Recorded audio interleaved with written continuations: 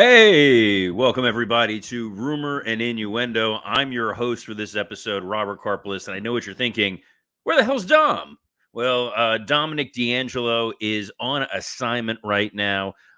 He is part of the Tony Khan media call that is going on right now. If you joined us yesterday, you heard us pontificating on some of those questions, and more importantly, what some of Tony's answers might be. So you've got me, Robert Karpolis, here today live, WWE Creative _ish on X.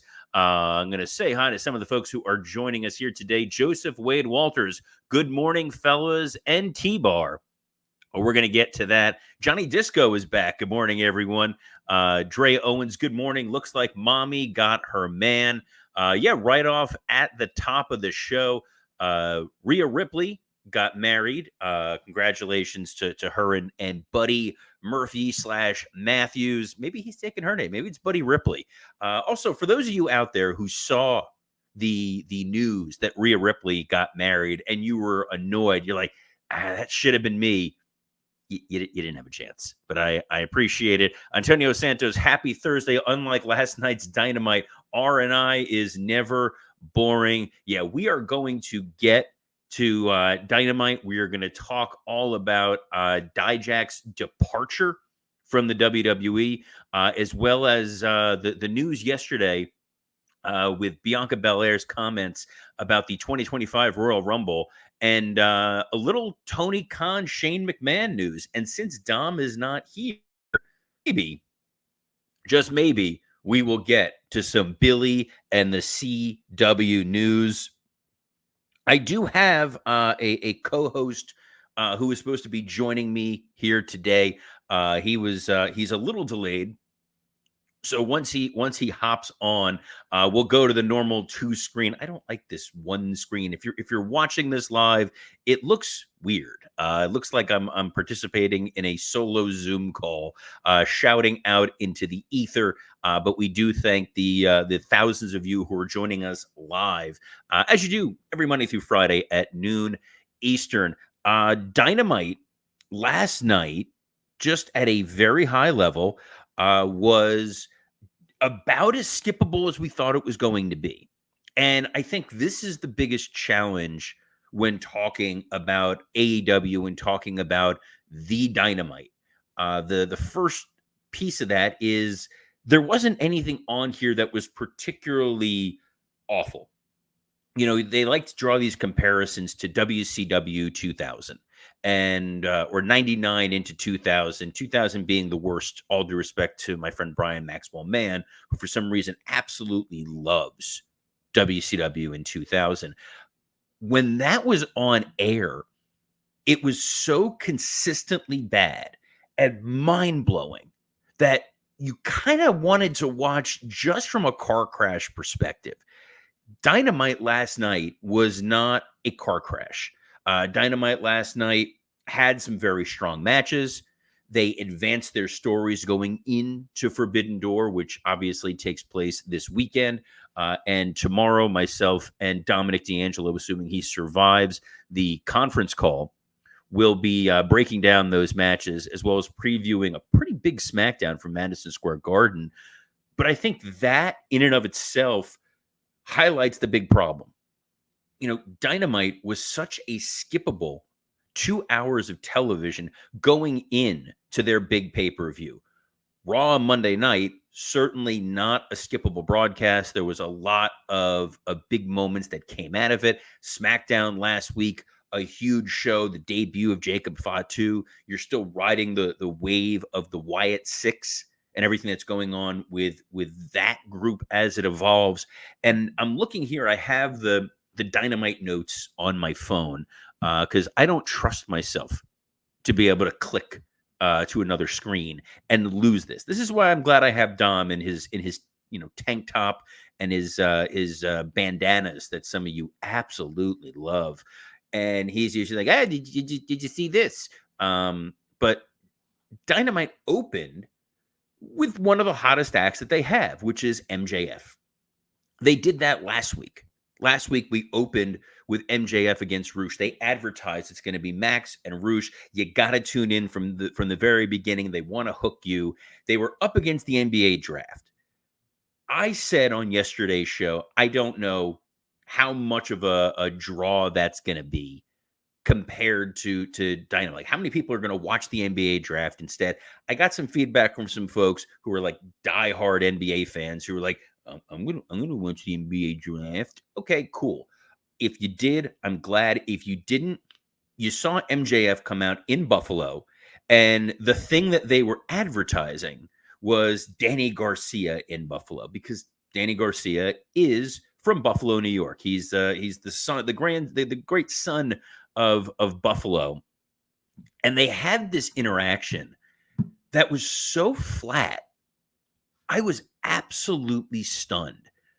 Obviously, I am a big MJF fan. I've got the MJF action figure behind me that I picked up, which is, to me, really as like almost like a proud parent. It's so cool to get to see that. But I don't remember an MJF promo where the big takeaway was, this is boring.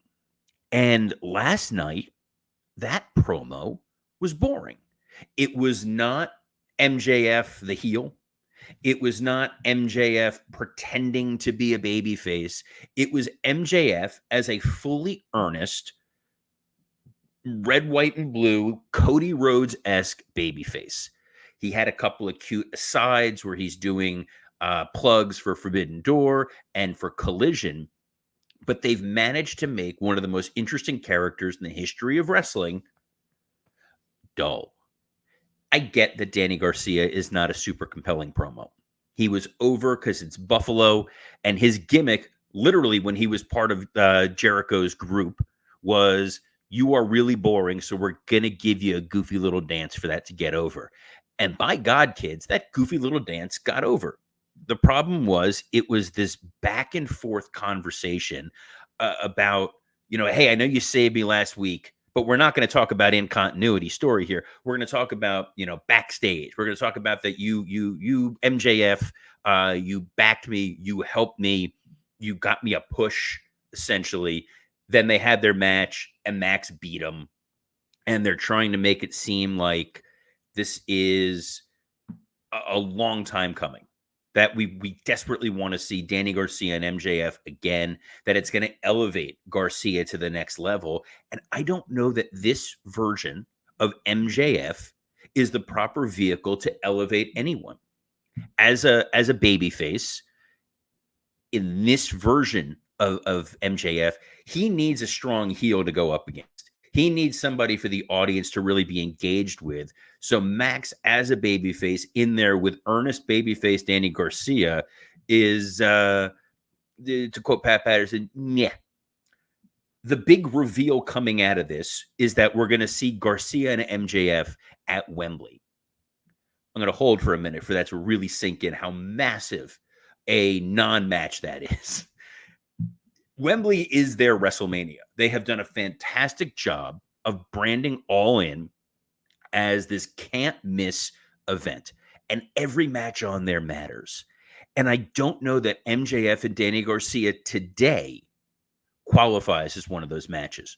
They will get there. You had Ospreay come out, and Ospreay comes with this different kind of energy, this very raw, this very excited energy that he feels like he's come from a completely different show. And he tells Danny Garcia, I'm going to give you a title shot next week. In fact, bruv, yeah, I'm doing it. In fact, bruv, not only am I going to let you go after the international championships, or not the Intercontinental, wrong company. This is a belt. That's a title. But I'm also going to put the world title on the line. And also, I appreciate the fact that you're letting me put a pin in this storyline so I can go challenge for the world title. And once I get that over with, we'll have this big double match next week. That is a lot packed into one small little moment. The shining light there, the little ray of hope, was MJF feeling upstaged and being angry about it. So hopefully, pure babyface Max, not long for this world. I also love that Swerve watching this in the back, is the guy who points out, hey, it's cart before the horse. You're going to start issuing challenges for a title you haven't won yet. Okay, that's fine, but we got to get through Forbidden. I mean, Ospreay said it best. He's like, I got to get through Forbidden Door. We all kind of have to get through Forbidden Door. And that was the recurring theme on this episode of Dynamite. We get the Blackpool Combat Club minus Bryan Danielson, who was on commentary, against Shingo Takagi, Takahashi, and Teton. Not Titan, Teton. Tuesday Night Tetons, which sounds like something Jerry Lawler would say to a diva. And now I feel unclean. A good 6-man tag. You know, we talked about it yesterday. I didn't think it was going to be a bad match, and it advanced a couple of the matches that you're going to see at Forbidden Door. You had Bryan Danielson with a face-off with Shingo Takagi, because they're facing off against each other as part of the Owen Hart tournament. Takagi was attacking my boy Wheeler Yuta. Bryan put a stop to that. You had Naito make his appearance so that him and Jon Moxley can go after each other. But what I said yesterday really kind of echoed through in a lot of this show, which is, if you are a casual viewer, and by that I mean you're a guy who watches Raw, you watch SmackDown, you watch Dynamite, and you don't watch anything else, it's tough for you to emotionally connect with a lot of what you're seeing on this episode of Dynamite, because you don't know who these people are. And it's not really your responsibility to have to know who all of these people are. When you watch Raw, when you watch SmackDown, when it's the good times, when it's the bad times, and right now it's very easy to be pro WWE. Their TV is pretty well off the charts. The company seems to be run in a positive direction. The talent is happy. The executives are happy. The ratings are up. The advertisers are happy. But even when it was bad, you knew who everybody was. There wasn't someone that was just thrown out there on television. That was something you used to see a lot on Nitro. You would see where they would introduce a luchador. They would introduce a Japanese star. They would bring somebody out as a one-off. And you as a fan, you can't sink your teeth into it. Even if on SmackDown they give you Cedric Alexander, you know who Cedric Alexander is. When you're putting people out there from another company consistently on your show, your audience can't really wrap their head around what's going on. You know, we saw it with the CMLL invasion that was going on with AEW until that kind of got derailed for outside reasons. But when you're watching the show, you care about the members of the AEW roster.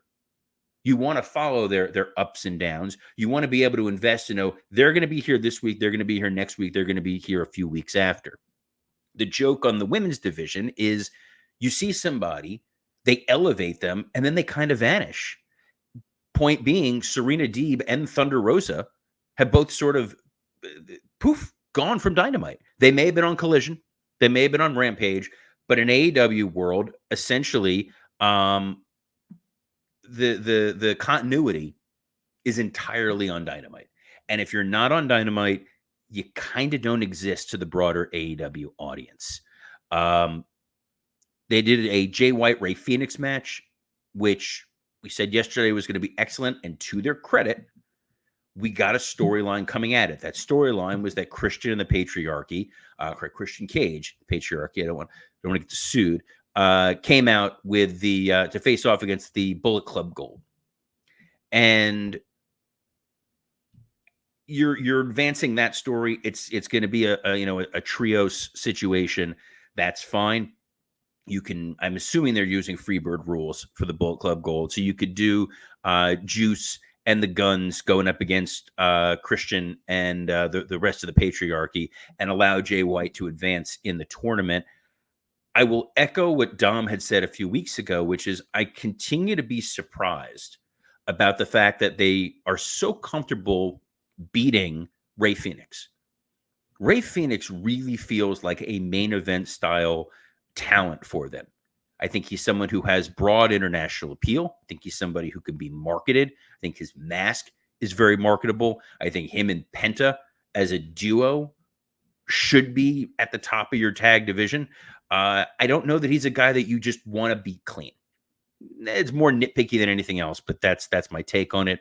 There was a segment with the Acclaimed, and they confront the Elite, and it looks like we're going to get a 6-man tag of the Elite against the Acclaimed with Billy Gunn. Instead, Tanahashi appears on a video. Thank goodness they already had the video prepared on the off chance there was going to be a challenge by the Elite or to the Acclaimed for a 6-man tag match at the pay-per-view. Always good to have those in your back pocket. Absolutely got to love it. It's a good match. You're throwing a name out there, but again, it's all last minute booking. You now have scheduled this 6-man tag for the PLE. Wow, for the pay-per-view. I try so hard not to say pay-per-view. It's been ingrained in me for decades, but WWE rebrands it as the PLE, so I'm sticking with PLE. And my brain just kind of I got some of that brain fog. I think that's what happens when you get to be my age. When the new aging is if you were old enough to be around during a Hogan run in an unironic fashion, that you're getting a little old. The Briscoes.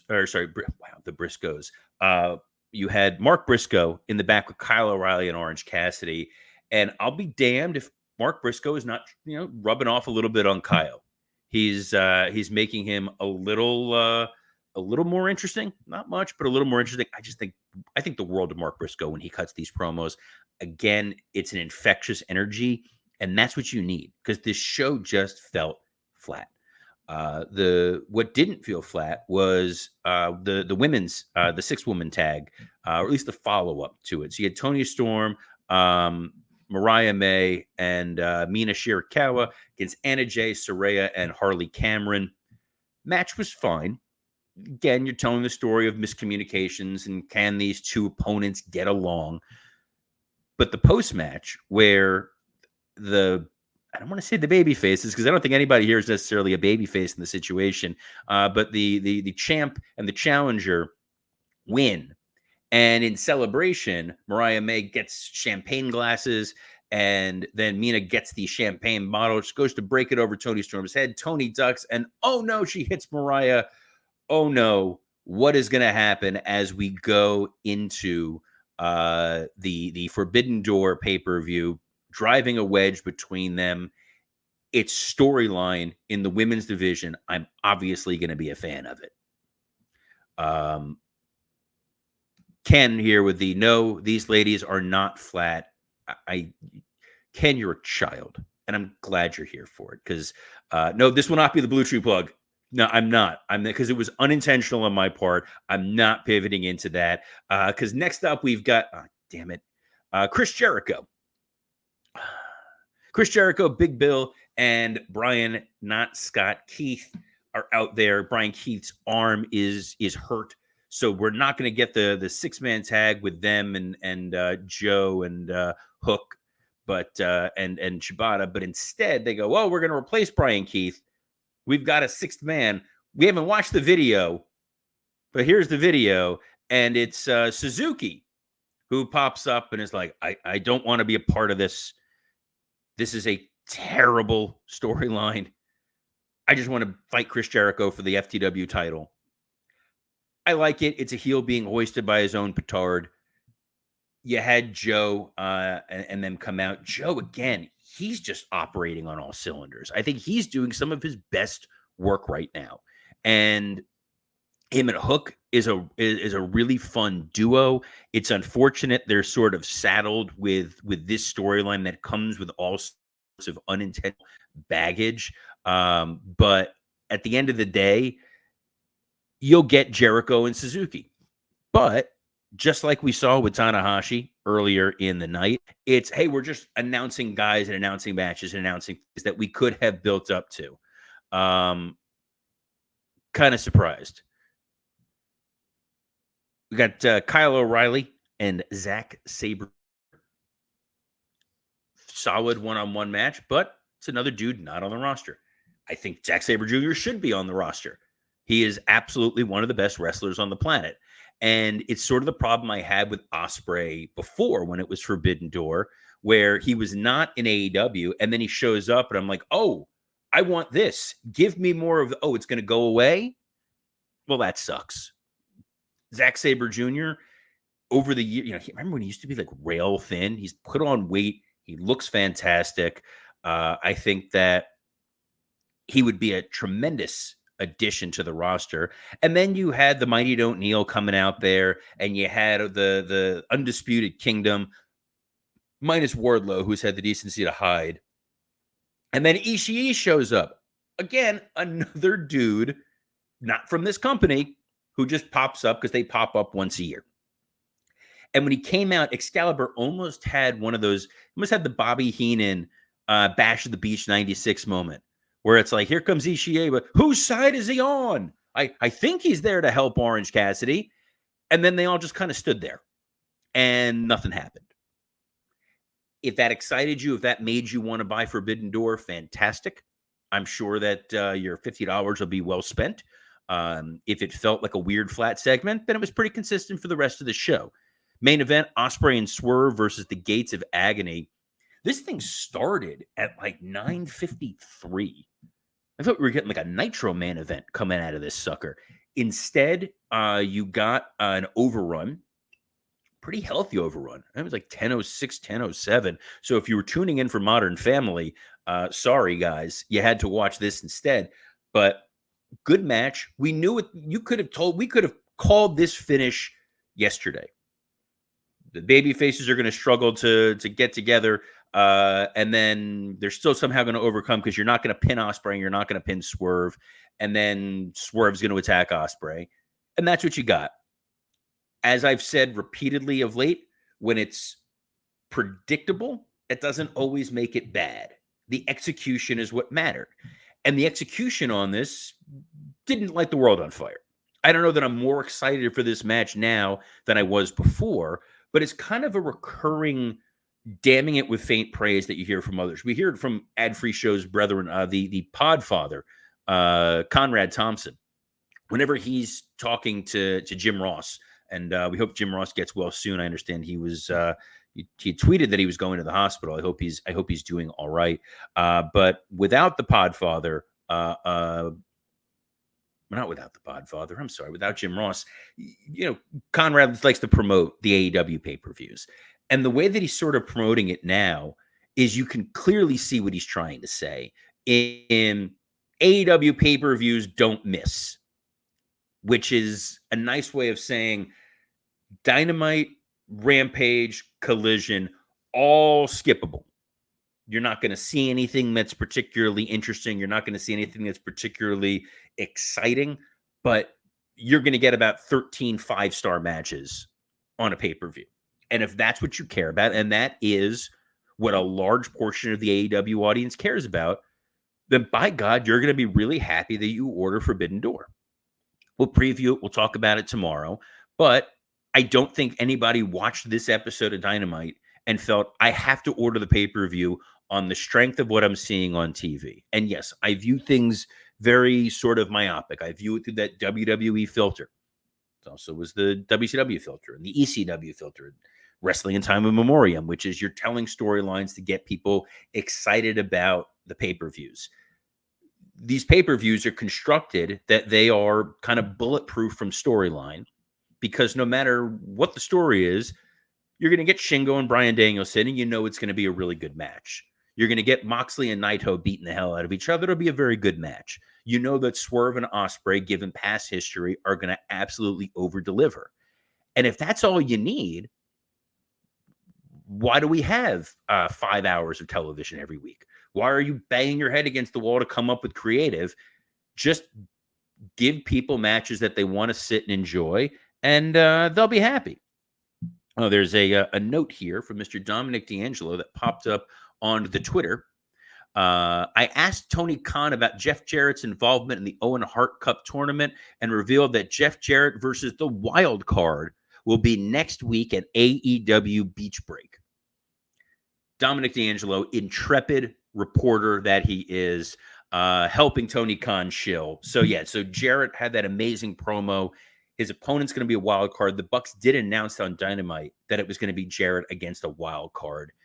It's a chance for them to give somebody some significant heel heat by beating Jarrett, because Jarrett's the one that has all the momentum. I want to touch on the Dijak stuff here for a moment. He posted a letter and he was signing that said, here's the truth. WWE never negotiated with me. We attempted to negotiate and they stonewalled us. They never made me a single offer. Then they informed me they would not renew my contract at the 11th hour. 2 months ago, I was in one of the best matches in NXT history and a top match of WrestleMania weekend. On that day, a top executive in WWE told me I was crushing it.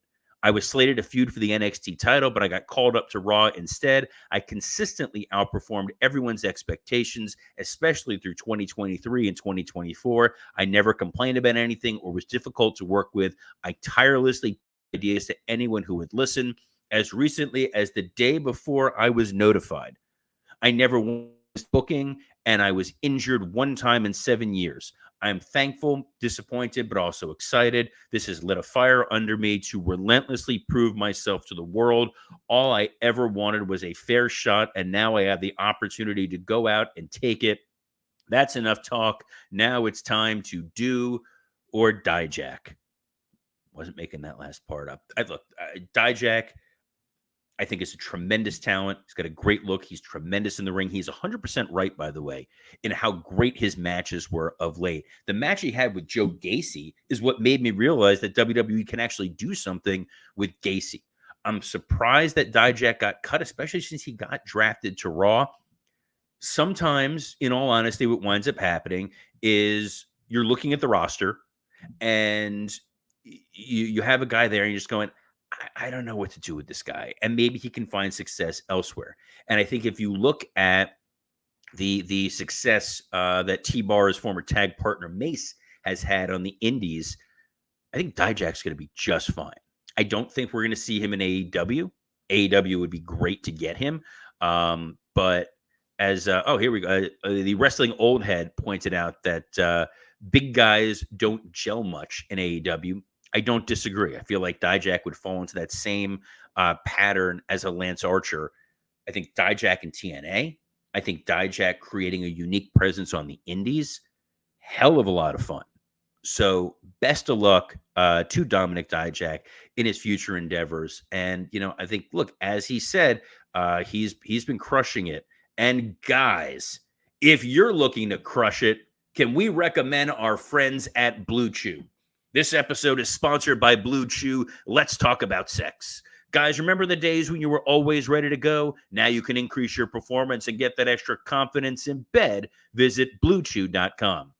Blue Chew is a unique online service that delivers the same active ingredients as Viagra, Cialis, and Levitra, but in chewable tablets and at a fraction of the cost. You can take them anytime, day or night, so you can plan ahead or be ready whenever an opportunity arises. The process is simple. Sign up at BlueChew.com, consult with one of their licensed medical providers, and once you're approved, you'll receive your prescription within days. The best part? It's all done online. No visits to the doctor's office, no awkward conversations, and no waiting in line at the pharmacy. Blue Chew tablets are made in the USA and prepared and shipped direct to your door in a discreet package. It is do or Dijak time when you're in the bedroom, and that's because Blue Chew wants to help you have better sex. Discover your options at BlueChew.com. Chew it and do it.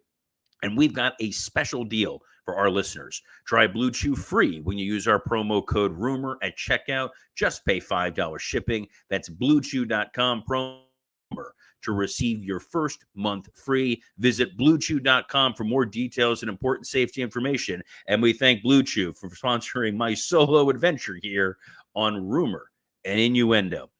Briefly, before we wrap up, I do want to touch on the Bianca Belair. We had teased it. The quote that she had was, Caitlin Clark, if you're watching, come on and join. Come to the Royal Rumble. You can be one of the 30 participants. That's what's exciting about the Rumble. You never know what's going to happen. It could be the past, present, future, or just someone you don't expect. You might see Caitlin Clark, 2025 Royal Rumble in Indianapolis. Not a bad idea. Teasing it. Obviously, there's this newfound partnership with the WWE and Indiana. Caitlin Clark is a massive star right now. Involvement from the NBA, WNBA, NFL.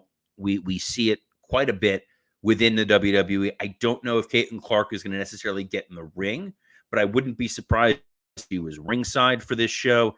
Maybe has a presence somewhere else.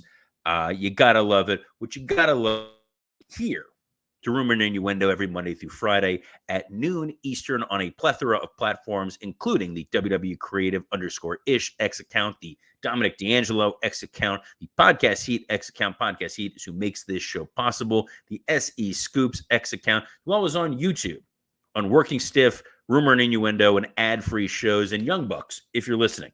I know you're looking for a wild card for next week. You're looking for someone that wants to beat up that damn Jeff Jarrett. Considering he bumps us every Monday from the ad-free show's YouTube page, I'm your man. Put me in, coach. I'm ready to go. On behalf of Dominic D'Angelo, who completely wimped out and asked Tony Khan the biggest softball question of all time, I'm Robert Karpelis. Best of luck in your future endeavors.